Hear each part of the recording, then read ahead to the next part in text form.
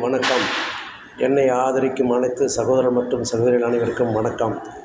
ஒரு முக்கிய செய்தி, உங்களில் ஒருவன் நான். இந்த செய்தியானது தமிழகத்துக்கு மிகப்பெரிய ஆபத்து வர உள்ளது.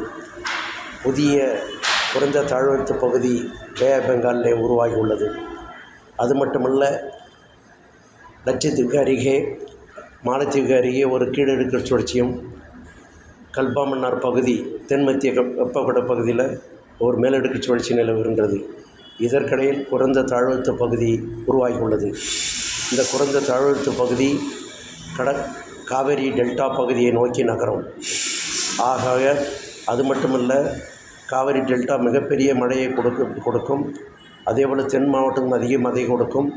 8ஆம் தேதியிலிருந்து 9ஆம் தேதி, 10ஆம் தேதி, 11ஆம் தேதி, பிறகு 10ஆம் தேதி பிறகு 11 வட மாவட்டங்களில் மிகப்பெரிய மழையை கொடுக்கும். இந்த சைக்ளோன் உருவாகக்கூடிய சைக்ளோன் மிக தீவிர சைக்ளோன்.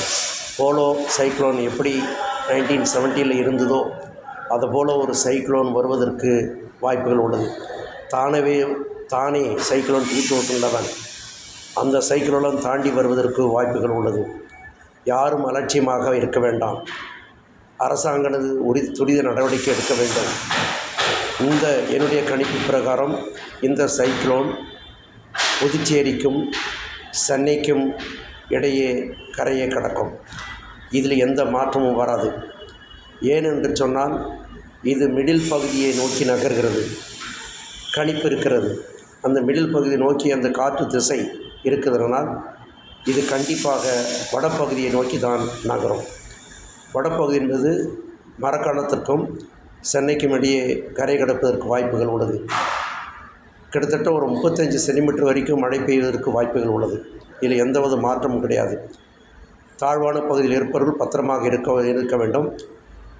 கடலோர மாவட்டங்கள், எஸ்பெஷலி காவிரி டெல்டா மாவட்டங்கள், இன்டீரியர் புதுக்கோட்டை, திருச்சி, பெரம்பலூர், நாகப்பட்டினம் மிகப்பெரிய அளவில் மழையை கொடுக்கும். வட மாவட்டங்கள் விழுப்புரம், கடலூர் அதிகமான மழை கொடுக்கும். சேலம் வரைக்கும் மழை இருக்கிறது.